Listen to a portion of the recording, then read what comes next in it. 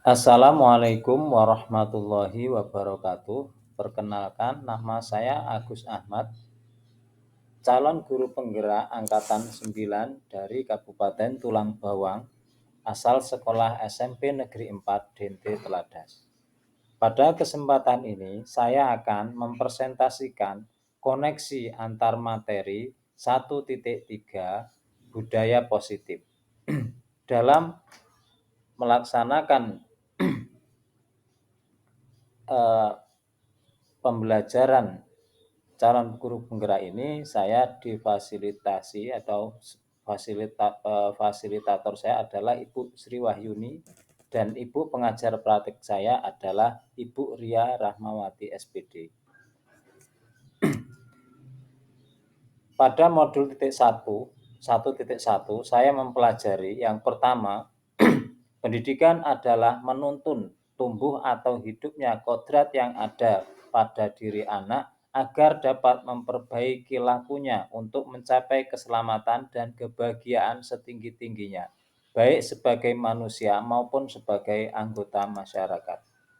Yang kedua, murid diibaratkan sebagai tanaman tidak akan tumbuh jagung murid yang mempunyai kodrat padi dan sebaliknya tidak akan tumbuh padi murid yang mempunyai kodrat jagung, guru hanya merawat saja sesuai dengan cara menanam sesuai dengan kodratnya. Tanamanlah jagung seperti tanamlah jagung seperti menanam jagung, dan tanamlah padi seperti menanam padi. Yang ketiga, pendidikan hendaknya sesuai dengan kodrat alam dan kodrat zaman. Yang keempat, pendidikan adalah tempat persemaian segala benih-benih kebudayaan.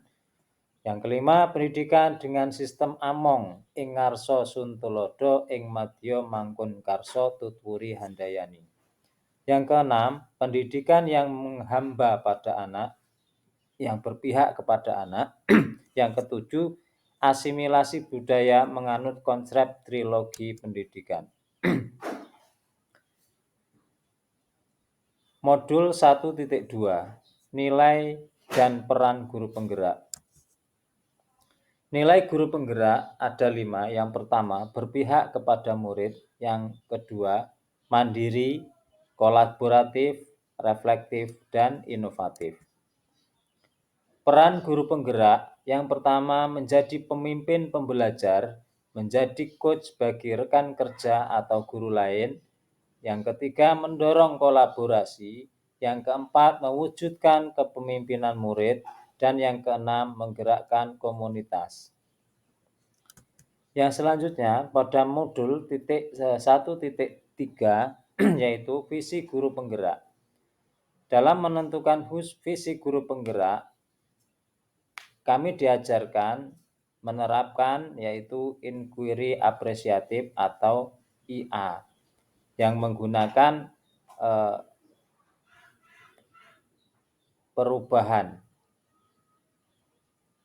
prakarsa perubahan, yaitu Bagja. Yang B singkatan dari buat pertanyaan atau define, ambil pelajaran, discovery, gali mimpi atau dream, jabarkan rencana, desain, dan atur eksekusi atau delay. Dari prakarsa perubahan Bagja ini akan dibentuklah atau didapatkan yaitu visi guru penggerak. Modul 1.4 yaitu budaya positif, disiplin positif, dan kebajikan universal. Yang pertama, miskonsepsi tentang makna kontrol. Yang kedua, miskonsepsi makna disiplin. Yang ketiga, nilai-nilai kebijakan. Yang selanjutnya, kami juga belajarkan teori motivasi, hukuman, penghargaan, dan restitusi. Motivasi perilaku seseorang, hukuman, penghargaan, dan restitusi.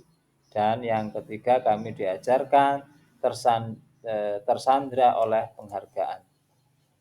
Keyakinan kelas, Kami diajarkan 5 kebutuhan dasar manusia dan dunia berkualitas, 5 posisi kontrol guru, dan segitiga restitusi. Refleksi pemahaman atas keseluruhan materi modul budaya positif.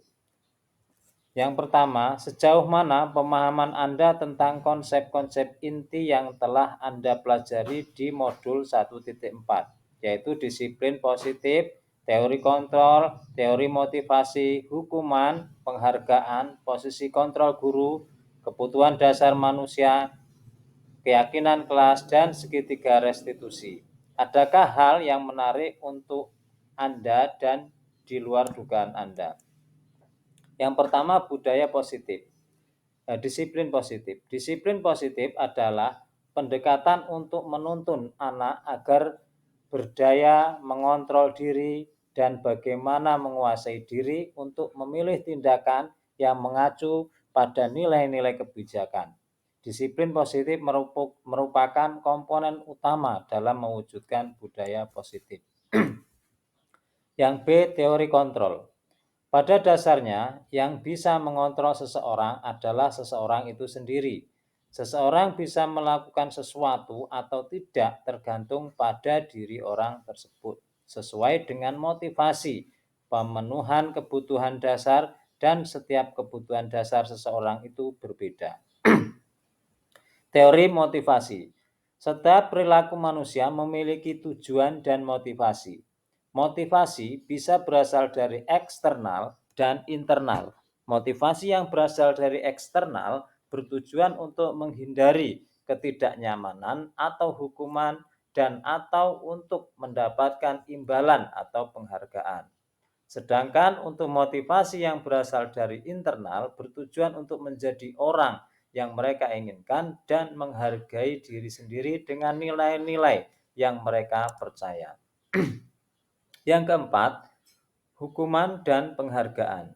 Pada dasarnya, hukuman dan penghargaan itu sama, hanya hukuman lebih ke arah cara mengontrol perilaku murid pada hal negatif, sedangkan penghargaan adalah cara mengontrol perilaku murid pada hal positif. Hukuman mengontrol perilaku seseorang dengan sifat memaksa, menyakitkan, dan menciptakan identitas gagal. Sedangkan penghargaan merupakan bentuk pengendalian perilaku seseorang dengan suatu benda atau peristiwa yang diinginkan. Namun pada sejatinya penghargaan dan hukuman adalah cara mengontrol perilaku murid yang secara tidak langsung menghambat potensi, di mana dalam jangka waktu tertentu hukuman dan penghargaan akan berdampak pada ketergantungan serta mematikan motivasi intrinsik. Yang F, kebutuhan dasar manusia. Kebutuhan dasar manusia merupakan kebutuhan yang sangat primer pada diri manusia. Pada dasarnya setiap murid yang menyimpang dengan nilai-nilai kebajikan atau melanggar sebuah keyakinan, pada dasarnya murid tersebut tidak terpenuhi salah satu kebutuhan dasarnya.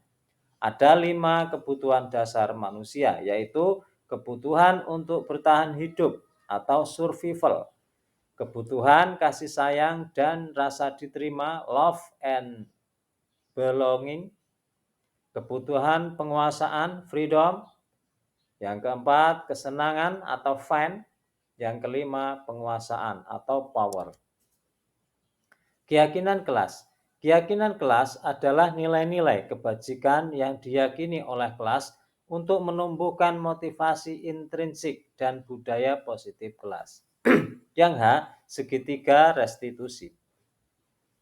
Restitusi adalah proses menciptakan kondisi bagi murid untuk memperbaiki kesalahan mereka, sehingga mereka bisa kembali pada kelompok mereka dengan karakter yang kuat. Dalam menciptakan restitusi, perlulah beberapa tindakan yang saling berkaitan satu sama lain.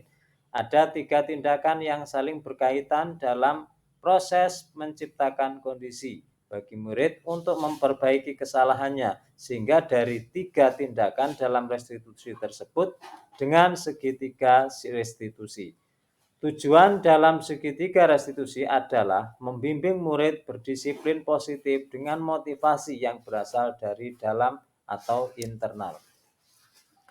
Tahap pendekatan segitiga restitusi. Yang pertama, menstabilkan identitas atau stabilize the identity.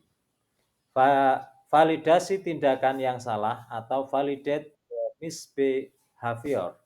Yang ketiga, menanyakan keyakinan, check and belief. Adakah hal-hal menarik untuk Anda di luar dugaan? Hal menarik dari pemahaman pada materi tersebut adalah yang pertama, hukuman dan penghargaan. Pada awalnya, saya meyakini bahwa hukuman adalah suatu tindakan yang sangat saya hindari, karena dengan hukuman bisa mematikan motivasi murid. Dan justru, saya sangat meyakini bahwa penghargaan adalah suatu tindakan yang dapat memotivasi murid sebagai bentuk apresiasi tentang perilaku baik kepada murid. Ternyata, setelah saya mempelajari modul 1.4, ini ini hukuman dan penghargaan 1. Ternyata setelah saya mempelajari modul 1.4 ini, hukuman dan penghargaan sama-sama bisa mematikan motivasi intrinsik murid. Dan pada jangka waktu tertentu, penghargaan akan membuat murid ketergantungan. Yang kedua, keyakinan dan peraturan kelas. Pada awalnya saya mendewakan peraturan. Peraturan kelas itu adalah suatu sistem yang sangat efektif untuk mengatur murid agar nantinya murid bisa berdisiplin positif sesuai dengan koridor peraturan kelas.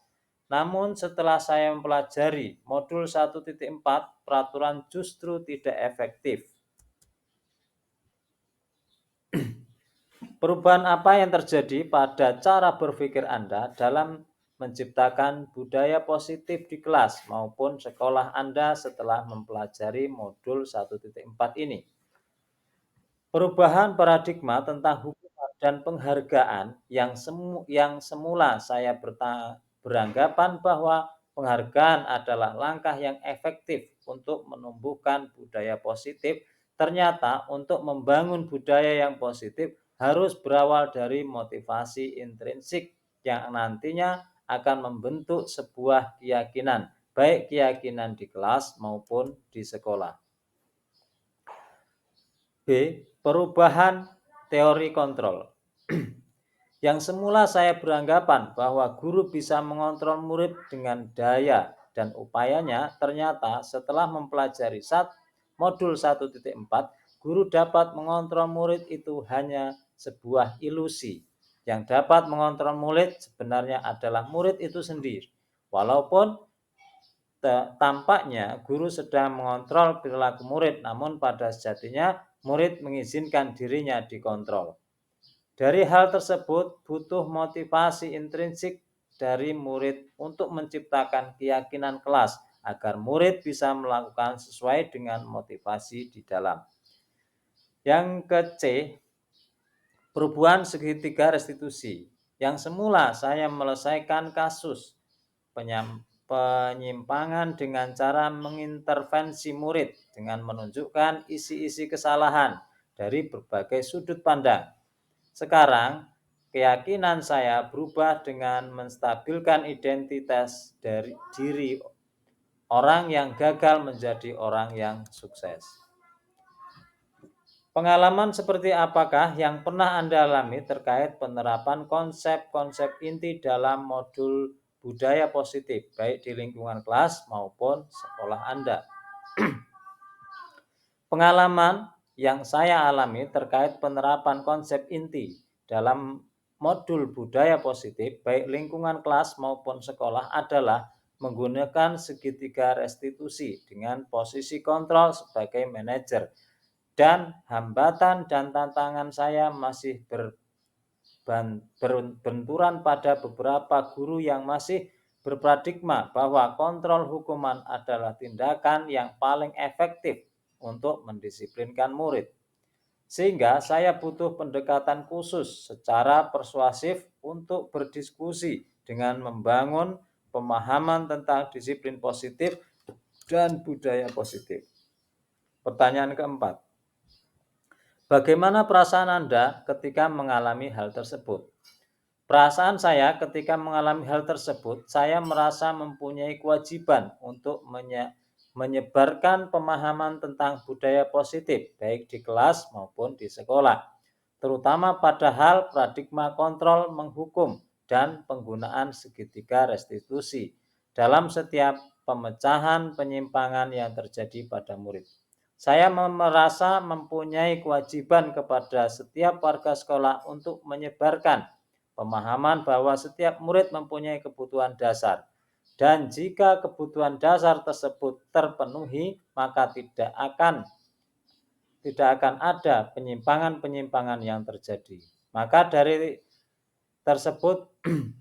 tersebut untuk memenuhi segala kebutuhan murid dalam hal penyimpangan tentunya dibutuhkan segitiga restitusi yang bisa menstabilkan identitas sampai pada keyakinan diri murid. Pertanyaan kelima, menurut Anda, terkait pengalaman dalam penerapan konsep-konsep tersebut, hal apa saja yang sudah baik, adakah yang perlu diperbaiki? Hal yang baik yang sudah saya lakukan yaitu adanya peraturan yang sudah mengikat. Tinggal bagaimana saya mengubah peraturan tersebut menjadi sebuah keyakinan, baik keyakinan kelas maupun keyakinan sekolah. Adapun hal yang perlu saya perbaiki yaitu mengubah mindset dari saya sendiri agar saya bisa menjadi posisi kontrol sebagai penghukum dan pemberi penghargaan menjadi sebuah guru yang bisa mengambil peran sebagai manajer. Pertanyaan keenam, sebelum mempelajari modul ini, ketika berinteraksi dengan murid, berdasarkan 5 posisi kontrol, posisi manakah yang paling sering Anda pakai dan bagaimana perasaan Anda saat itu? Setelah mempelajari modul ini, posisi apa yang Anda pakai dan bagaimana perasaan Anda sekarang? Apa perbedaannya? Sebelum mempelajari modul ini, saya sering mengambil kontrol sebagai penghukum dan pembuat perasaan bersalah. Namun, setelah saya mempelajari modul 1.4 ini, saya lebih cenderung merubah posisi kontrol sebagai manajer, sehingga akan membangun identitas murid yang awalnya sebagai orang yang gagal menjadi orang yang sukses. Yang ketujuh, sebelum mempelajari modul ini, pernahkah Anda menerapkan segitiga restitusi ketika menghadapi permasalahan murid Anda? Jika iya, tahap mana yang Anda praktekkan dan bagaimana Anda mempraktekannya? Sebelum mempelajari modul ini, saya pernah menerapkan segitiga restitusi, namun beda istilah saja dan langkah-langkah itu tidak teratur serta tidak ada tujuan dan indikator yang jelas, sehingga apa yang saya lakukan tanpa arah dan tujuan, dan output dari apa yang saya lakukan tidak berdasarkan pada keyakinan kelas dan tidak termotivasi pada dalam murid. Motivasi saya hanyalah bagaimana murid bisa berdisiplin dan tidak melanggar peraturan dan mengabaikan motivasi intrinsik. Selain konsep-konsep yang disampaikan dalam modul ini, adakah hal yang menurut Anda penting untuk dipelajari dalam proses menciptakan budaya positif, baik di lingkungan kelas maupun sekolah? Tentunya ada, yaitu berkolaborasi dengan semua pihak agar bisa mendukung dan menciptakan budaya positif, kolaboratif, bisa terbentuk komunikatif intent dengan kepala sekolah, teman sejawat, wali murid, dan sebagainya. Komunikasi tersebut juga berbentuk persamaan persepsi atau semua warga sekolah sehingga bisa jadi satu visi dan misi dalam menciptakan budaya positif. Demikian presentasi koneksi antar materi dari modul 1.1 sampai 1.4 yang dapat saya sampaikan. Terima kasih atas perhatiannya. Saya akhiri. Wassalamualaikum warahmatullahi wabarakatuh.